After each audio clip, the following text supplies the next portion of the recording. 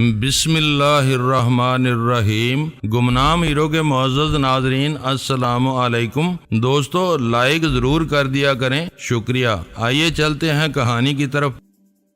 وہ شاہ رخ کے جواب کا انتظار کیے بغیر تیزی سے آگے بڑھا۔ کوٹڑی ظاہر ہے کشادہ نہیں تھی۔ دروازے تک جانے کے لیے اسے میرے اور شرفو کے درمیان سے گزرنا تھا، اور وہ کچھ زیادہ محتاط بھی نہیں تھا۔ اس قسم کے لوگ حکمت عملی یا احتیاط وغیرہ کو کم ہی ملحوظ رکھتے ہیں، طاقت کے زوم میں زیادہ رہتے ہیں۔ جیسے ہی شرفو اس کی اوٹ میں آیا، اس کی ٹانگیں حرکت میں آئی جیسے کوئی کھنچا ہوا اسپرنگ ٹوٹ کر اچھلا ہو۔ لات ایسی جگہ پڑی کہ کچھ نہ کچھ اثر دکھا گئی۔ مانی او کی زوردار آواز کے ساتھ قدرے جھکا اور شاہ رخ نے اسی لمحے بے دریغ فائر کر دیا، لیکن اس نے عقل مندی کی کہ اس نے فائر شرفو پر نہیں کیا تھا، کیونکہ شرفو حقیقتاً کافی حد تک مانی کی اوٹ میں ہی تھا۔ شاہ رخ نے اگر اضطراری طور پر اس پر گولی چلائی ہوتی تو زیادہ امکان یہی تھا کہ گولی مانی کو لگتی۔ شاہ رخ نے گولی دراصل مجھ پر چلائی تھی، لیکن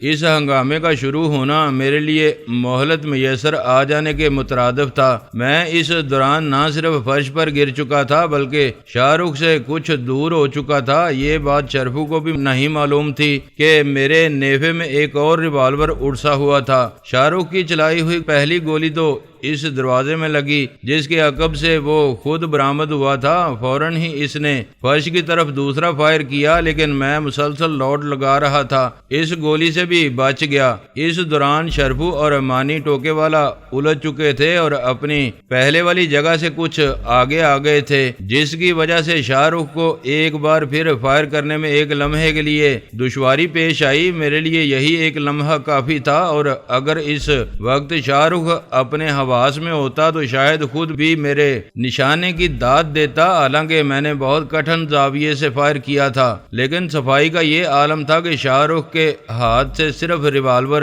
نکل کر دور جا گرا، اس کی انگلی تک زخمی نہیں ہوئی۔ وہ بدحواس ہو کر دروازے کی طرف بھاگا، اور اس لمحے صورتحال نے ایسا پلٹا کھایا جس کا میں نے گمان تک نہیں کیا تھا۔ ہوا یہ کہ اسی لمحے شرفو کسی طرح مانی کی گرفت سے نکل کر ہوا میں بلند ہوا، اور عین اسی لمحے بدحواس ہو کر دروازے کی طرف بھاگتا ہوا شاہ رخ اس کی زاد میں آ گیا۔ چھوٹا ایک طرح کی جناتی قوت کے ساتھ اس کے سر پر پڑا، اور اس کا سر غالباً دو حصوں میں تقسیم ہو گیا۔ اس کے لمبے بالوں کی وجہ سے صحیح طور پر یہ تو پتہ نہیں چل سکا تھا کہ اس کے سر کا کیا حشر ہوا تھا، لیکن ہم نے اتنا ضرور دیکھ لیا کہ وہ پٹ سے زمین پر گرا اور اس کے سر سے بل بل کر کے خون اور مغز کا ملغوبہ سا بہہ نکلا۔ مانی ٹوکے والا ایک بار تو گویا سکتے میں آ گیا۔ وہ کبھی بے جان شاہ رخ کو دیکھتا اور کبھی اپنے ہاتھ میں پکڑے ہوئے سوٹے کو۔ پھر وہ پاگلوں کی طرح بڑبڑانے لگا، اوئے مانی، یہ تو نے کیا کیا؟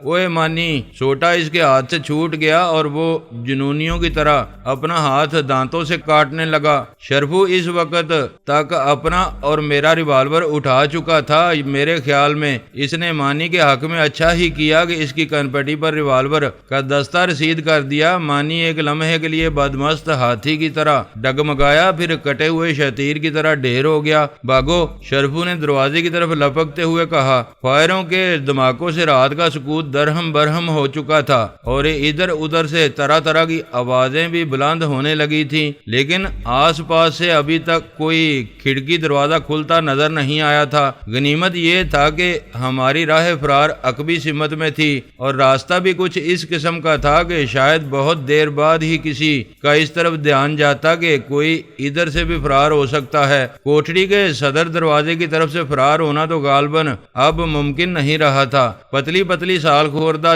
اینٹوں سے بنی ہوئی دیوار کی ریخوں میں پاؤں پھنسا کر اوپر چڑھنے کے بعد ہم متصل مکان کی چھت پر کودے، پھر پہلے ہی کی طرح پنجوں کے بل چلتے ہوئے منڈیر پر پہنچ کر پچھلی گلی میں کودے اور کپڑے جھاڑ کر چلنے لگے۔ اپنے ریوالور ہم چھپا چکے تھے۔ اس گلی میں کوئی نہیں تھا۔ ادھر ادھر کی گلیوں سے ہوتے ہوئے ہم کٹڑی سے بہت دور نکل آئے۔ گاڑی تک پہنچنے کے لیے ہمیں پہلے کی نسبت زیادہ طویل چکر کاٹنا پڑا۔ راستے میں شرفو بولا، اپنی فلیٹ ہیٹ تو میں اٹھا لایا ہوں لیکن میری اینک وہیں کہیں رہ گئی۔ لڑائی میں دونوں چیزیں گر گئی تھیں۔ کوئی بات نہیں، اینک کے بغیر بھی تم اتنے ہی معزز نظر آ رہے ہو جتنے اینک کے ساتھ لگ رہے تھے۔ میں نے گویا اسے تسلی دی۔ دفعتاً شرفو نے میرا ہاتھ دبایا اور ہم گلی میں ذرا ایک طرف کو دبک کر کھڑے ہو گئے۔ سامنے قدرے چوڑی سڑک پر غالباً گشت پر موجود دو سپاہی ایک طرف کو دوڑے جا رہے تھے۔ ہمارے اندازے کے مطابق فائروں کی آواز یہاں تک تو نہیں پہنچی تھی کیونکہ یہاں گلیوں میں ہر طرف حسب سابق سناٹا تھا۔ کوئی ہلچل نظر نہیں آ رہی تھی۔ ممکن تھا کہ سپاہیوں کو کسی نے گڑبڑ کی اطلاع دی ہو یا ممکن ہے کہ وہ کسی اور ہی سلسلے میں دوڑے جا رہے ہوں۔ وہ نظروں سے اوجھل ہو چکے تو ہم چوڑی گلی میں آ کر اپنی گاڑی میں بیٹھ کر واپس روانہ ہو گئے۔ راستے میں نے شرفو سے کہا، آپس کی بات ہے، مجھے شاہ رخ کی موت کا افسوس ہے۔ اچھا نوجوان تھا، اس نے اپنی زندگی محض ایک غلطی یا یوں کہو کہ محض تھوڑے سے لالچ سے گنوا دی۔ خود ہی اس کی موت کا جواز بھی پیش کر رہے ہو اور خود ہی افسوس بھی کر رہے ہو۔ شرفو عقبی سیٹ سے بولا، وہ واقعی صاحبوں والے انداز میں پھیل کر بیٹھا ہوا تھا اور میں واقعی اس کا ڈرائیور معلوم ہو رہا تھا۔ ایک لمحے کے توقف کے بعد وہ بولا، ہماری دنیا میں کسی کی موت پر تعصب یا صدمے کی گنجائش نہیں ہوتی، بس جو مر گیا سو مر گیا۔ وہ تو مجھے بھی معلوم ہے اور میں نے اپنے آپ کو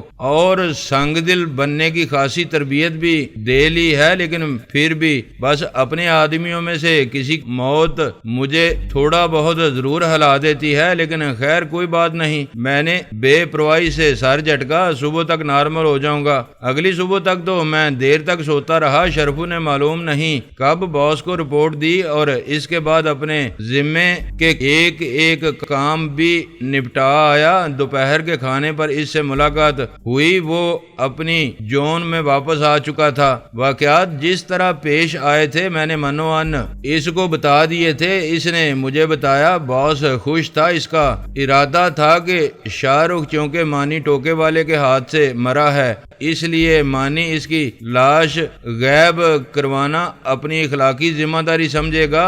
باس کا خیال ٹھیک تھا۔ باس نے اپنے ذرائع سے پتہ کرایا ہے، مانی نے پولیس کو کیا بیان دیا ہے کہ گزشتہ رات اس کے کسی نامعلوم دشمنوں نے اس کے ڈیرے پر آ کر فائرنگ کی تھی، لیکن خدا کا شکر ہے کہ کسی کو کوئی نقصان نہیں پہنچا۔ لاش کا نہ کہیں ذکر آیا اور نہ کہیں کسی کو نام و نشان ملا۔ بڑا فنکار ہے یہ اپنا مانی ٹوکے والا بھی۔ محض فائرنگ کو پولیس نے کوئی اہمیت نہیں دی کیونکہ یہ کوئی نئی بات نہیں۔ مانی پر سرے بازار یا اس کے اڈے پر بارہا فائرنگ ہو چکی تھی۔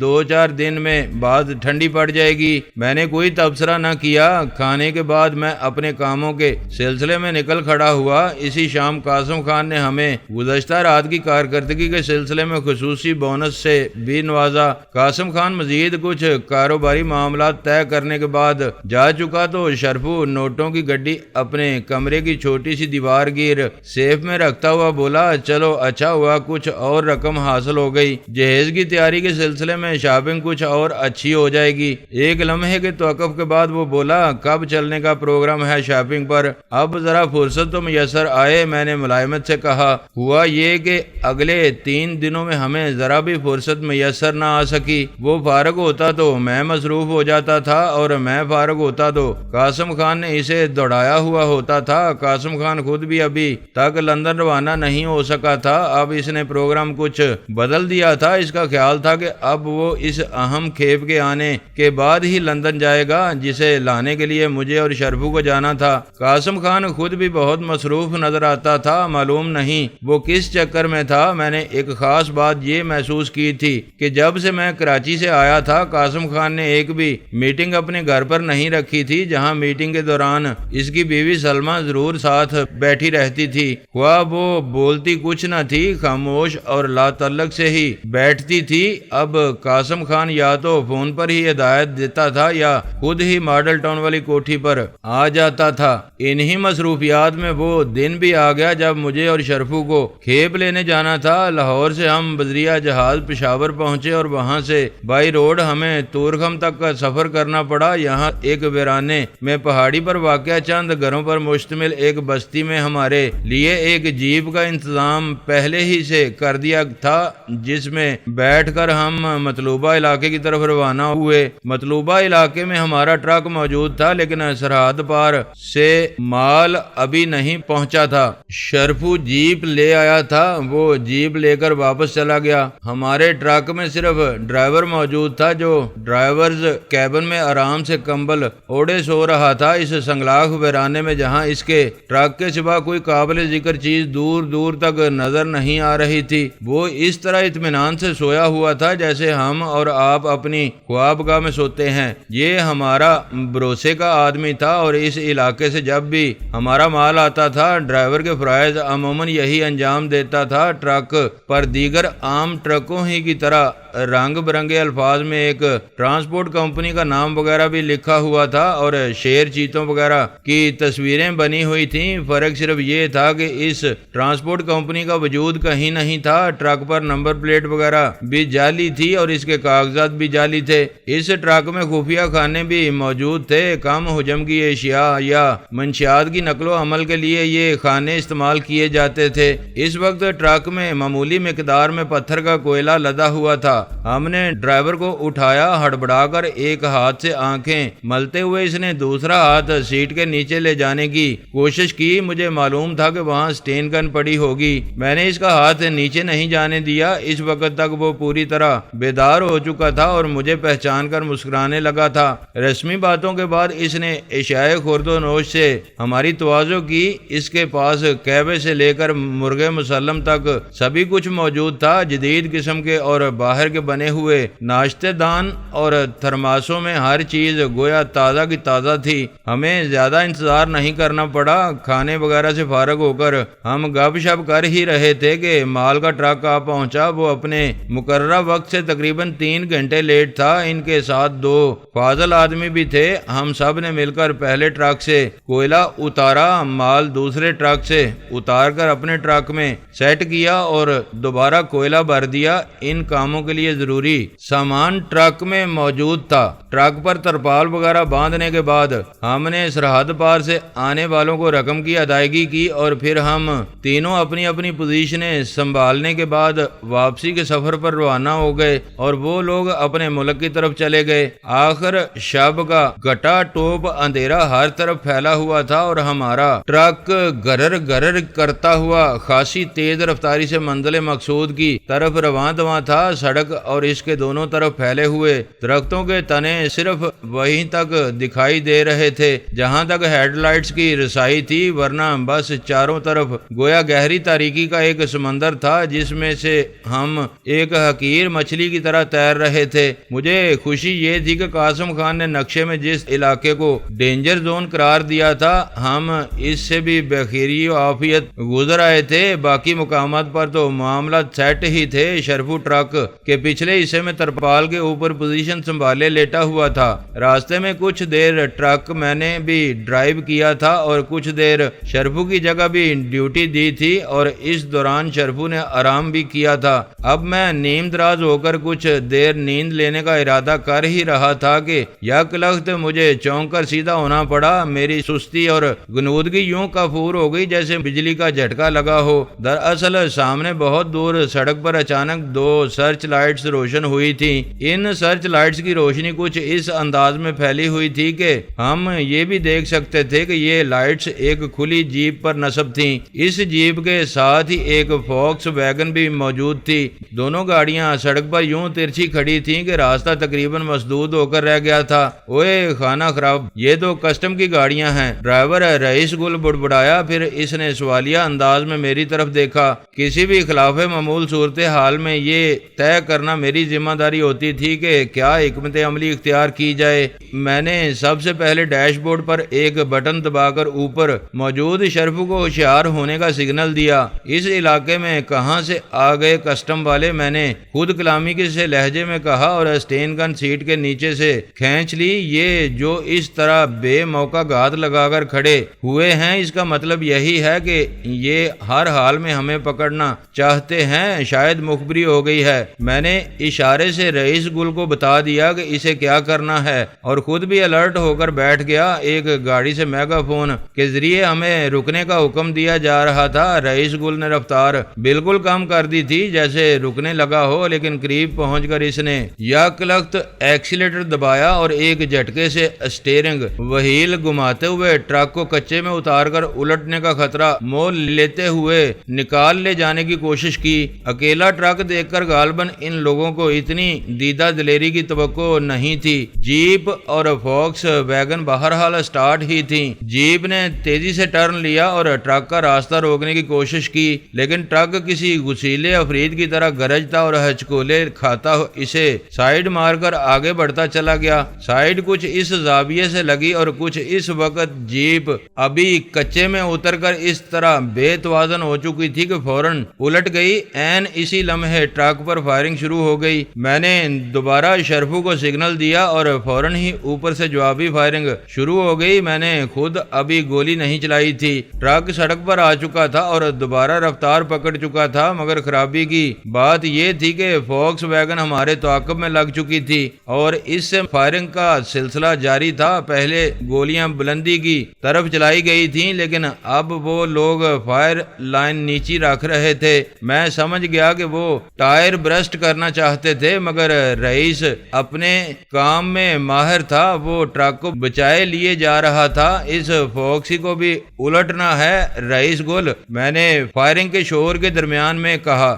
آپ کو پتا ہے کہ فوکسی آسانی سے کہاں الٹتی ہے صاحب، رئیس گل نے کہا، اور پھر خطرہ یہ ہے کہ ہم نے اسے قریب آنے کا موقع دیا تو شاید وہ لوگ ٹائر برسٹ کرنے میں کامیاب ہو ہی جائیں گے۔ اس وقت میں اسٹیئرنگ پر ہوتا تو یقیناً فوکسی کو الٹ دیتا اور شاید ٹرک کا ٹائر بھی برسٹ ہونے سے بچا لیتا، بشرطے کہ شرفو میرے برابر موجود ہوتا۔ دفعتاً میں نے محسوس کیا کہ ہمارے ٹرک کے اوپر سے جوابی فائرنگ نہیں ہو رہی تھی۔ تبھی فوکسی لمحہ بے لمحہ قریب آتی جا رہی تھی۔ میں نے ڈرائیورز کیب کا دروازہ کھولا اور ایک دم اس کی کھڑکی سے گزار کر دروازے کے سہارے لٹکتے ہوئے ایک پاؤں پائیدان پر ٹکایا اور اسٹین گن بغل میں دبا کر حتی الامکان نپے تلے انداز میں ایک برسٹ مارا۔ فوکسی کی دونوں ہیڈ لائٹ غائب ہو گئیں۔ فوراً ہی میں نے دوسرا برسٹ مارا۔ اس کا نتیجہ میں دیکھ تو نہیں سکا، لیکن میں نے اندازہ ضرور کر لیا تھا کہ ونڈ اسکرین چکنا چور ہو گئی۔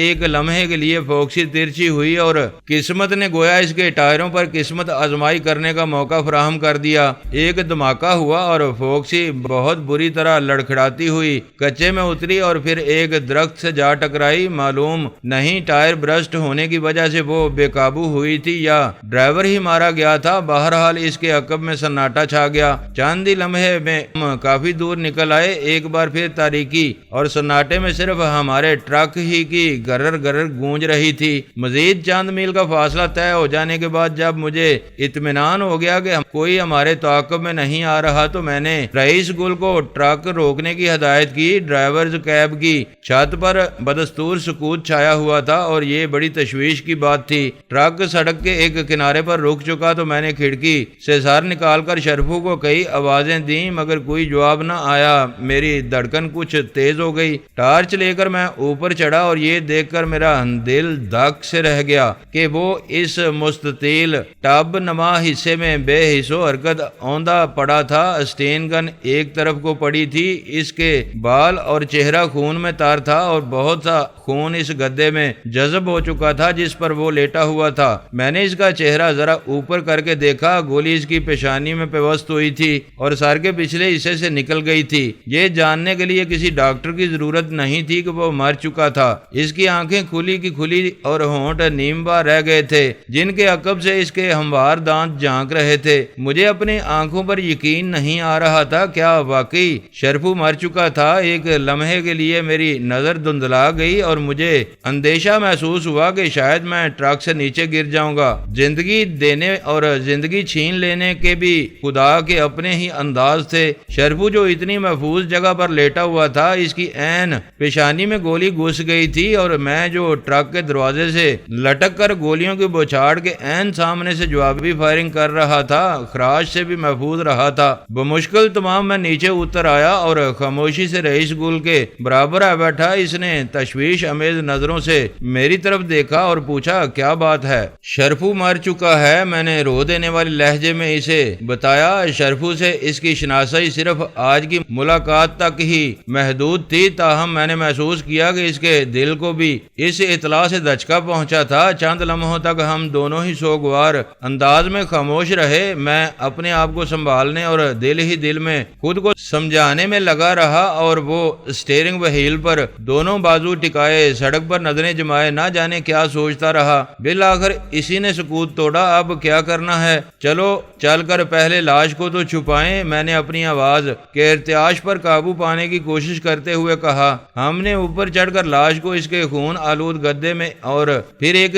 چادر میں اچھی طرح لپیٹا اور ٹرک میں ایک جگہ سے کوئلہ ہٹا کر مال کے ڈبوں کے درمیان جگہ بنا کر لٹا دیا۔ اوپر ڈبے رکھ کر ہم نے سب سے اوپر پہلے کی ہی طرح کوئلہ پھیلا دیا۔ لاش کو چھپانے کے بعد بوجھل دلوں کے ساتھ ہم ایک بار پھر اپنے سفر پر چل پڑے۔ پشاور شہر کی حدود سے کچھ پہلے ہی ٹرکوں کا ایک اڈا تھا اور اس سے متصل ہی ایک بڑے چھپر میں ڈرائیوروں کا ایک مخصوص ریستوران تھا، بٹیار خانہ نما۔ اس ریستوران میں کچھ ڈرائیور بھاری برکم اور لمبی چوڑی چارپائیوں پر نیم دراز تھے، کوئی خراٹے بھی لے رہا تھا۔ ایک ڈرائیور کھانا کھا رہے تھے، ایک چبوترے پر دیگچیاں وغیرہ سامنے سجائے ہوئے ایک شخص بیٹھا اونگ رہا تھا اور بہرا سست سے انداز میں برتن اٹھائے ادھر سے ادھر جا رہا تھا۔ ادھر ادھر بہت سے ٹرک کھڑے ہوئے تھے۔ ٹرکوں کے اڈے کے وسط میں چھوٹا سا ایک نیم پختہ سا کمرہ موجود تھا، جس میں لوہے کی ایک میز کرسی اور ایک بینچ وغیرہ پڑی ہوئی تھی۔ میرے لیے سب سے اہم بات یہ تھی کہ میز پر سیاہ رنگ کا ٹیلی فون سیٹ موجود تھا۔ میز پر ایک شخص موجود تھا جو کچھ کاغذات پنچ کر کے ایک فائل میں لگا رہا تھا۔ میں نے رئیس گل سے کہا، اس شخص سے جا کر بات کرو کہ ہمیں چند منٹ کے لیے تنہائی میں فون پر لاہور بات کرنی ہے۔ رئیس گل نے ٹرک ایک دیوار کے ساتھ لگا کر کھڑا کیا اور جا کر اس شخص سے بات کی۔ کئی منٹ کے بعد بالآخر واپس آیا اور بولا، وہ تیار ہے صاحب، لیکن وہ کہتا ہے کہ وہ جتنی دیر بھی دفتر سے باہر رہے گا 100 روپیہ فی منٹ کے حساب سے پیسہ لے گا۔ ٹھیک ہے، کوئی بات نہیں، میں نے ٹرک سے اترتے ہوئے کہا۔ میں دفتر میں پہنچا تو وہ شخص ٹیلی فون میرے سامنے کھسکا کر خود باہر چلا گیا۔ اس کی کرسی پر بیٹھ کر میں نے نمبر ڈائل کرنا شروع کیا۔ کئی بار کی کوششوں کے بعد بالآخر میرا لاہور قاسم خان سے رابطہ قائم ہوا۔ اس کا یہ فون نمبر انتہائی ہنگامی صورتحال کے لیے مخصوص تھا، لیکن اس پر بھی کال سلمہ نے ریسیو کی۔ اس کی آواز سے قطعاً پتہ نہیں چلتا تھا کہ وہ سو رہی تھی، جبکہ میرے استفسار پر اس نے بتایا کہ قاسم خان سو رہا تھا۔ بہرحال اس نے جلد ہی قاسم خان کو جگا کر فون تھما دیا۔ میں نے جب قاسم خان کو کوڈ ورڈز میں بتایا کہ شرفو مر چکا ہے تو اس نے فوری طور پر کوئی رد عمل ظاہر نہیں کیا، بس ایک لمحے کے لیے چپ ہو گیا۔ حیرت، دکھ یا صدمہ، اس نے کسی بھی تاثر کا اظہار نہیں کیا اور نہ یہ جاننے کی کوشش کی کہ یہ واقعہ کس طرح پیش آیا۔ جانے کیوں مجھے اس کے اس طرز عمل پر اندر ہی اندر دھچکا سا لگا۔ لاش کہاں ہے؟ بالآخر اس نے اکھڑے ہوئے لہجے میں پوچھا۔ ہم نے ٹرک میں چھپائی ہوئی ہے، میں نے جواب دیا۔ احمق، وہ شاید اس سے آگے بھی کوئی لفظ کہنے لگا تھا، مگر خود پر ضبط کرتے ہوئے ایک لمحے کے لیے خاموش ہو گیا، پھر بولا، تمہیں سب سے پہلے لاش کو کہیں ویرانے وغیرہ میں دفن کر دینا چاہیے تھا۔ کیسے عجیب آدمی ہو تم، مال تو جو ہے سو ہے، تم ایک لاش کو بھی ساتھ ساتھ اٹھائے پھر رہے ہو۔ جناب خان صاحب، میرے حلق میں کڑواہٹ سی گلنے لگی، وہ ہمارے درینہ رفیق کی لاش ہے، میں اسے لاہور لانا چاہتا تھا، اسے کسی قدر معقول طریقے سے دفن کیا جا سکے۔ یہاں کیا تم اس کا مقبرہ تعمیر کراؤ گے؟ وہ تیزی سے بولا۔ معلوم نہیں لاشوں سے کیوں تمہیں قلبی لگاؤ محسوس ہونے لگتا ہے۔ دیکھو میری بات سنو، اس نے گویا مجھے سمجھانے کی کوشش کی۔ ساتھی محض اس وقت تک ہمارے ساتھی ہوتے ہیں جب تک وہ زندہ ہوتے ہیں، مر جانے کے بعد ہر شخص محض ایک لاش ہوتا ہے، مرنے کے بعد وہ یہ دیکھنے سے قاصر ہوتا ہے کہ تم نے کتنے تزک و احتشام سے اسے دفن کیا ہے۔ البتہ کسی لاش کی وجہ سے تمہارا اپنا جنازہ ضرور اٹھ سکتا ہے۔ تم نے اپنی تربیت بڑی عمدگی سے مکمل کی ہے، لیکن تربیت کا یہ اہم نقطہ شاید تم بھول جاتے ہو۔ میں یہ کہنا چاہتا تھا کہ اس کا مطلب یہ ہے کہ کل کو اگر میں مارا گیا تو میرا سفر آخرت بھی بس اسی طرح ہوگا، لیکن یہ پوچھنے کی ضرورت نہیں تھی۔ منہ سے خواہ وہ کچھ بھی کہتا، لیکن دل میں بہرحال اس کے پاس میرے سوال کا یہی جواب ہوتا۔ مجھے اگر اس دنیا میں اس دھندے سے وابستہ رہنا تھا تو اب تک اس کے ہر شفاقانہ پہلو سے سمجھوتا کر لینا چاہیے تھا۔ جس طرح قاسم خان مجھے شرفو کی لاش ٹھکانے لگانے کی ہدایت کر رہا تھا، اس سے کہیں اچھی طرح تو لوارثوں کی تدفین ہو جاتی تھی۔ میں قاسم خان سے یہ بھی پوچھنا چاہتا تھا کہ شرفو کے گھر والوں کا کیا بنے گا، جنہیں کبھی شرفو کی لاش بھی نہیں مل سکے گی، جو اسے اپنی آنکھوں سے دفن ہوتے ہوئے بھی نہیں دیکھ سکیں گے۔ سال 2 سال کے بعد دل کو کسی حد تک قرار آ ہی جائے گا، لیکن مجھے خود ہی احساس ہو گیا کہ یہ سب سوالات غیر ضروری تھے۔ قاسم خان کے لیے یہ باتیں مسائل کی حیثیت نہیں رکھتی تھیں۔ اچھا ٹھیک ہے، میں نے تھوک نکل کر اپنی آواز کو نارمل رکھنے کی حتی الامکان کوشش کرتے ہوئے کہا، میں سب کام ختم کر کے کل واپس پہنچ جاؤں گا۔ بالکل ٹھیک، بہادر بنو، حوصلہ رکھو، قاسم خان نے مطمئن لہجے میں کہا، اور میں نے سلسلہ منقطع کر دیا۔ میں کہنا چاہتا تھا کہ میں بہادر بھی ہوں اور حوصلہ مند بھی، بلکہ اس کی طرح کافی حد تک سنگ دل بھی، لیکن ساتھیوں کے لیے میرا دل موم ہی رہتا ہے، ان کی زندگی میں بھی اور ان کی موت کے بعد بھی۔ بوجھل قدموں سے اس کمرے سے نکل آیا وہ شخص جو غالباً آفس کلرک یا شاید آفس کا مالک ہی تھا، کچھ دور چھپر کے نیچے کھڑا گھڑی دیکھ رہا تھا۔ میں نے اسے ادائیگی کی اور واپس رئیس گل کے ساتھ ٹرک میں جا بیٹھا۔ جس طرف سے ہم آ رہے تھے ادھر ایک طویل فاصلے تک پہاڑی سڑک کے دونوں طرف ویرانہ ہی ویرانہ تھا، وہیں کہیں تدفین کا کام انجام دیا جا سکتا تھا۔ میں نے رئیس گل کو واپس چلنے کی ہدایت کی اور اس کے استفسار پر اسے بتایا کہ ہمیں کیا کرنا ہے۔ اس نے کوئی تبصرہ نہیں کیا، بس ایک طویل سانس لے کر رہ گیا۔ اس راستے پر کئی میل کے سفر کے بعد ویرانے میں ایک مناسب مقام دیکھ کر رئیس گل نے میری ہدایت پر ٹرک کچے میں اتارا اور ایک ٹیلے کی اوٹ میں پہنچ کر روک دیا۔ ہم نے نہ تو انجن بند کیا اور نہ ہی ہیڈ لائٹس آف کی، بلکہ انہی کی روشنی میں کدال اور بیلچے وغیرہ کی مدد سے زمین کھودنی شروع کر دی۔ زمین کی صرف اوپری سطح کچھ نرم تھی، اس سے نیچے زمین تقریباً سنگلاخ تھی۔ ہمیں کھدائی کرنے میں بڑی دقت پیش آئی۔ بمشکل ہم 6 فٹ لمبا 1.5 فٹ گہرا گڑھا کھود سکے۔ اسی میں شرفو کو دفن کر کے ہم جلدی سے ٹرک میں بیٹھ کر دوبارہ پشاور کی طرف چل دیے۔ کم از کم مجھ میں اس کے مدفن پر ٹھہرنے کا حوصلہ نہیں تھا۔ کل میرا وہ جگری یار میرے ساتھ ہنسی مذاق کرتا زندہ سلامت اس ویرانے سے گزرا تھا، آج وہ یہاں قابل رحم انداز میں پیوندے خاک ہو چکا تھا اور کوئی اس کے لیے دعائے مغفرت کرنے والا نہیں تھا۔ کسی کو اس کی موت کا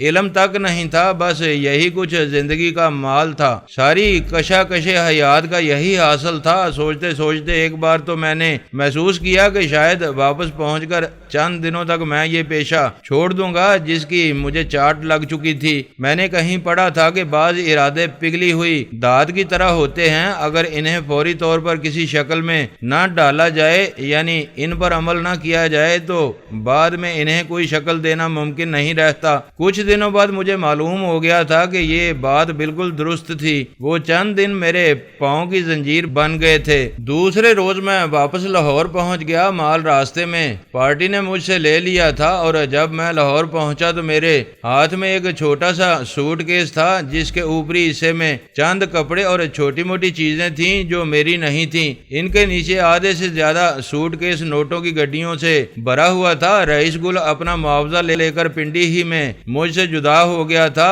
غالباً واپس چلا گیا تھا۔ ماڈل ٹاؤن والی کوٹھی پہنچ کر میں نے سب سے پہلے نہا دھو کر اپنا حلیہ درست کیا، قاسم خان کو فون کر کے اپنی آمد کی اطلاع دی، پھر کھانا کھانے کے لیے ڈائننگ روم میں جا پہنچا۔ مس ٹریپ میرے لیے کھانا لگاتے ہوئے بولی، شرفو تمہارے ساتھ واپس نہیں آیا؟ میں نے گہری نظروں سے اس کی طرف دیکھا لیکن وہ میری طرف نہیں دیکھ رہی تھی اور بظاہر بے پرواہ نظر آنے کی کوشش کر رہی تھی، لیکن مجھے معلوم تھا کہ وہ شدت سے جواب کی منتظر ہے۔ اس کے سوال نے میرے دل میں پھر وہی ٹیس جگا دی تھی جسے میں مشکل دبائے ہوئے تھا وہ مر چکا ہے۔ بالآخر میں نے دھیمے لہجے میں کہا۔ پلیٹ میز پر رکھتے ہوئے اس کے ہاتھ میں ہلکی سی لرزش آ گئی، پھر اس نے انگلی سے سینے پر سلیب کا نشان بنایا اور زیر لب کچھ کہا۔ اس کے بعد دوبارہ پرسکون انداز میں اپنے کام میں مصروف ہو گئی۔ اسی کمرے میں موجود کراکری کی دیوار گیر الماری سے برتن نکالنے لگی۔ اس نے بھی کچھ نہیں پوچھا، تفصیل جاننے کی قطعاً کوئی کوشش نہیں کی۔ تم نے کوئی تبصرہ نہیں کیا؟ میں نے سر جھکا کر